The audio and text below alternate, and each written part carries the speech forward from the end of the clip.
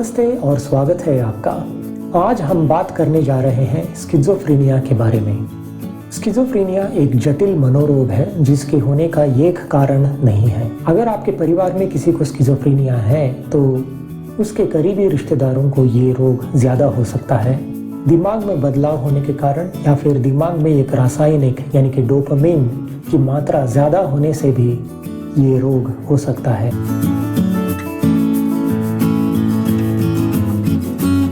तो स्किज़ोफ्रेनिया के लक्षण क्या होते हैं? स्किज़ोफ्रेनिया में पेशेंट के विचारधारा बदल सकते हैं, यानी कि उनको ऐसे लग सकता है कि उनके विचार से कोई खिलवाड़ कर रहा है या फिर उनके दिमाग से विचार को निकालकर किसी और को बोल रहे हैं। पेशेंट्स को ऐसा भी लग सकता है कि कोई उनके कानों में बोल रहा है, यानी कि आवाज़ सुनाई दे सकता है जो उनके बारे में बात कर रहे हैं।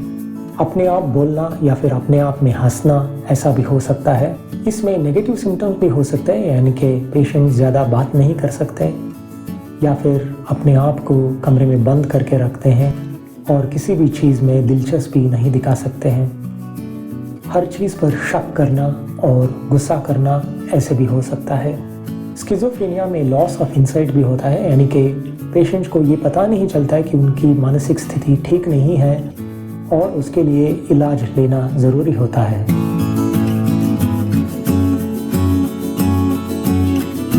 तो फिर स्किज़ोफ्रेनिया का इलाज कैसे किया जा सकता है? पहली बार जब स्किज़ोफ्रेनिया होती है तो एडमिशन करना ज़रूरी हो सकता है। ब्लड टेस्ट और ECG की भी ज़रूरत हो सकती है। एंटीसाइकोटिक दवाइयों का इस्तेमाल करना ज़रूरी हो सकता है। रिस्पेराडोन, ओलैंज़ापिन अथवा एरिपिप्राज़ोल जैसी दवाइयाँ इस्तेमाल होती हैं।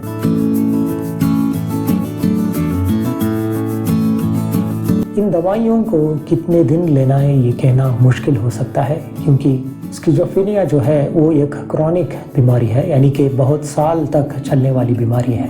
अक्सर ये देखा जाता है कि स्किज़ोफ्रेनिया बार बार एपिसोड्स के तौर पर आ सकता है और जब भी वो आता है तो ट्रीटमेंट लेना ज़रूरी हो सकता है। इसको एकदम से इलाज तो नहीं कर सकते, लेकिन इसके जो लक्षण हैं उसको नियंत्रण में रखकर पेशेंट्स जो भी काम करना चाहते हैं उसको कर सकते हैं।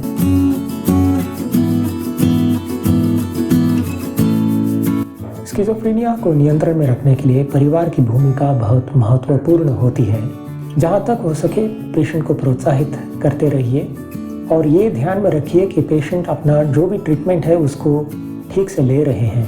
टैबलेट्स को संभाल कर अपने पास ही रखिए और जब भी पेशेंट्स को टैबलेट लेने हो तो खुद जाकर पेशेंट को दवाइयाँ दीजिए।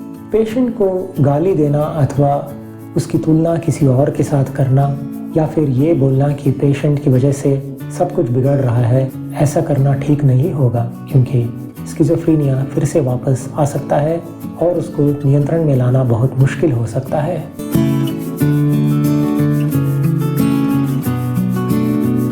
अगर आप शादी के बारे में सोच रहे हैं तो मेरी सलाह यही है कि स्किज़ोफ्रेनिया और उसके इलाज के बारे में पहले से ये बता दीजिएगा, क्योंकि आगे जाकर पेशेंट अथवा जो भी उनके साथ शादी कर रहे हैं उनको कोई मुश्किल का सामना ना करना पड़े। पति या पत्नी का प्रोत्साहन पेशेंट के लिए अत्यधिक ज़रूरी होता है।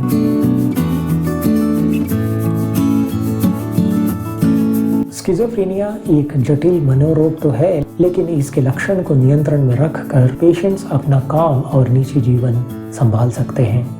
इस वीडियो को देखने के लिए धन्यवाद। नमस्ते।